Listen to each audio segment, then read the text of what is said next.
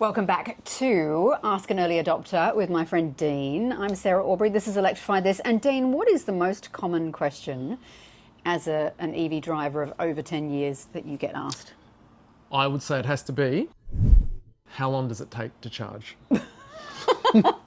It's just like why you're out there charging in the world. Oh, yeah. And like all different walks of life, right? You know, someone who knows you've got an EV, the first question, how long does it take to charge? Or someone sees you charging, how long does it take to charge? So what do you say?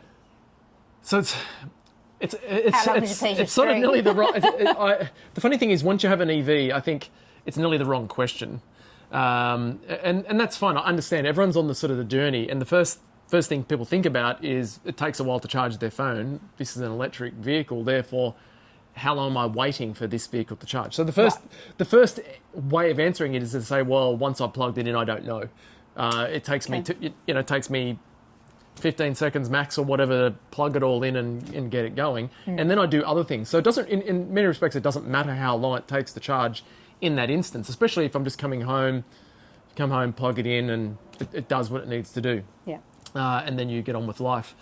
The other one is if you're wanting to know how long it takes to charge it from it being empty to full, well, the answer is it's never empty in my case. No. So I don't know actually how long it takes to charge from empty to full because I've never had to do that. I've only ever had to charge it from wherever it's down to 80% or 100%, whatever you need to do the next leg. And so that's the other one. When you look at the charge rates that you see on new vehicles, it tells you how quickly it can charge between 20 and 80% or 30 and 80% or something like that. It's becoming a bit of a standard. Yeah. In that when it comes to high speed charging, it's about how quickly it can go from the amount you're usually at when you arrive to the point where it starts to have to slow the charge rate down. Right. And that's usually enough to get you to the next charge point if you're doing a long trip. Yep. Or in the case of, the next time you have to visit the charger in a week or two or whatever, if that's the only way you charge. I think sometimes people actually think that's the only way you can charge an EV. Is it a DC charger, a fast charger? There's people who have asked me and they had no idea that they could just plug into a regular power point at home. That was one of the first things I think I got. Like I did this crazy thing. I drove into the work car park and I went, hey, look, there's a power point there. Hey, facilities, do you mind if I have a little bit of your power? And I remember overhearing someone who didn't realise the vehicle belonged to me. It's like, oh, I didn't know you could do that. Just plug into a normal outlet. It's like, well, where else does electricity come from? It's like, it's like instantly with EVs, there's a billion charge points all across Australia. Where am I going to charge it? Where am I going to charge? It's like rats. Everyone's within 2 metres of one. Yeah. I often say to people, if you're plugging into just a regular power point at home, it'll probably add, what do you reckon, 10, 12 kilometres? Yeah. Let's say 10. 10 kilometres an hour. Yeah. If you have your own dedicated proper EV charger at home, a level 2 charger that you've put in, you probably get about 40 kilometres in about an hour. If you have 3-phase, and you've got a 3-phase capable home EV charger, you could add 120 kilometres in just 1 hour. And this is all home... That's home charging. Slow charging. And then, of course, you start moving into the DC territory where it's faster charging, and that's those big ones that look like pumps with cables, and you see them on the road when you go on a long road trip. Yeah, they're like a petrol pump in a way, like they've got their own cable. And... It should just come out of the ground, I reckon, or something. Yeah. Anyway, it's interesting, right? Because people sort of say, oh, okay, yeah, but it's going to take 10 k's an hour out of the power point. It's going to take 10 hours to get 100 k's of range back, and it's like, well, most people do less than 100 k's in a day. Yeah, I think the average is 36. And the other side is as well. It's like, well, if you could drive your petrol vehicle home and have it drip petrol into the fuel tank while you're sleeping so that it's full the next day and you paid next to nothing for that, would you do it? Yes or no? Hell yeah, they would. Totally they would. But you can't. You've got no choice. You have to go to a petrol to or a gas station. Centralised place. You've got to go through that process. You've got to look at the lollies at the counter. You've got to get the can of Coke. Forced. Can't help it. Oh no, went to the petrol station. Look what I got. So do you think that is one of the reasons why people potentially I mean, there's survey after survey saying that the vast majority of people who buy an electric car wouldn't go back. Would you say that a big part of that is that decentralised model, that when you own a petrol or diesel car, you are forced to go to the one place and they decide what you pay and where you can refuel your vehicle, whereas with an electric car, you could charge at home if you can. You can charge on a street pole charger. You could charge at work. You could charge on pretty much anywhere there's a power point. It's like you're a sovereign charger. You want to be a sovereign citizen, buy an electric car. Well, that's exactly right. This is against the establishment, literally. Yeah. Because the established way of doing things is to force you to go to these special places to do this. Now, yeah, sure, there was always people who got diesels and they used, spare fuel from a fryer somewhere, but it's not sustainable or easy, right? It's very, very rare and not very easy. Not everyone can do that at scale.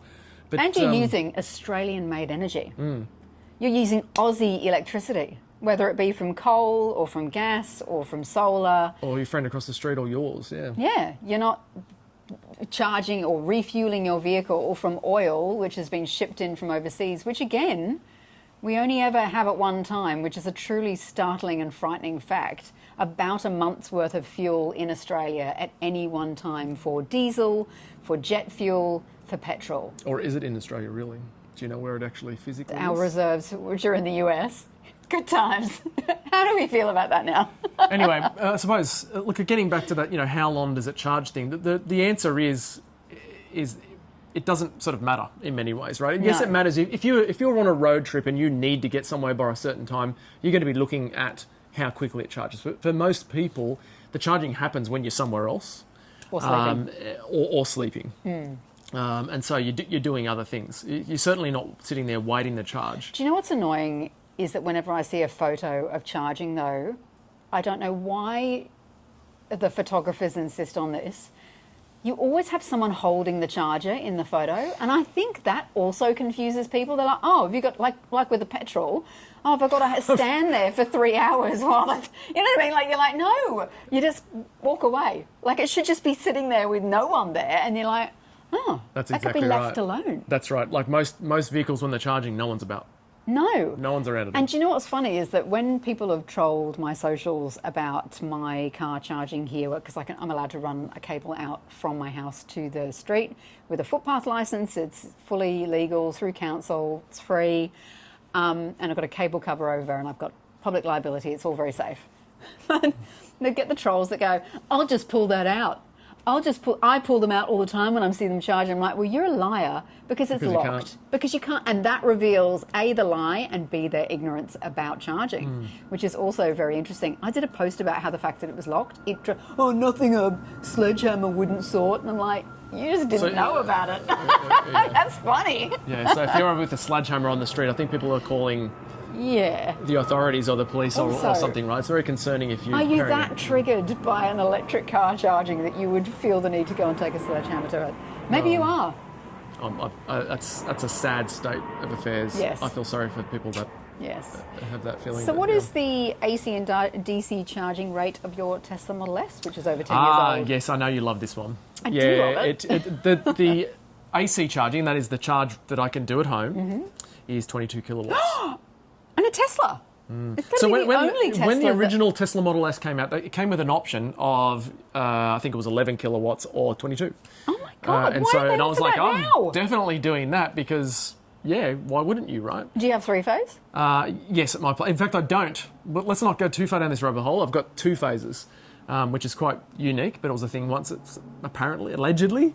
So I could charge at 66% of the three-phase at home, so I could do about 66 Ks, 70 Ks an hour of charging. But if I found somewhere that had three-phase or had the full 22 kilowatt AC charging in a shopping centre. You can go to a 22 kilowatt pole charger right now, anytime, with your over 10-year-old electric car and at 120 kilometres. Yep.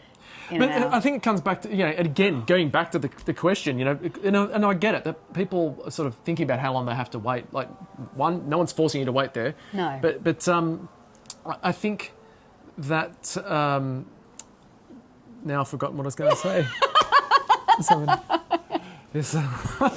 Yeah, look, Well, we're talking. Hang on, you didn't answer the question about. And what about the DC charging? DC charging is 120 kilowatts. Okay, well that's pretty decent for a car And that's over 10 years old. Yeah, this is what I was going to say, was that the ratings they often give, I think the best way that everyone's standardising on saying how fast the car charges is that sort of that 20 to 80%. Yeah. And saying how long in that time. But that's only the best possible scenario. But the thing that encapsulates is that the DC charge rate that you might get, it might say it's 350 kilowatts. Mine's 120 kilowatts, or it might be 400 or 600 kilowatts, some crazy amount. Quite often that's only for a very short amount of time, and then it slows down. And so my 120 kilowatts goes almost all the way up to 80% the whole time. So it's probably not much slower to charge than some of the modern, 300 plus kilowatt. So the charging curve is pretty consistent at that. And also, if you were charging your car on a 350 kilowatt DC charger, you're not going to get 350. You'll get 120. You're limited by how far. And if you were charging on a 50 kilowatt DC charger, you'd get 50, even though your car can charge faster. But don't worry about that, because, again, the size of the battery, like if you've got a really efficient vehicle with a very, very small battery and it only has 60 kilowatt charging, it might charge in the same amount of time as a big vehicle with a big battery. Yeah. When it comes to that, 20 to 80% or whichever. Yeah. It might be very similar. So, I think it's more about the time than it is about some of the techie ratings, and you can get down a bit of a rabbit hole with it. And so make it easy for yourself. Just say, yeah, how long does it take? Well, that matters when you're out in the road somewhere, maybe. And so, or if you can't charge at home. Or you can't charge at home. Yeah. Okay. Thanks, Dean. Cool. Thanks. There you go.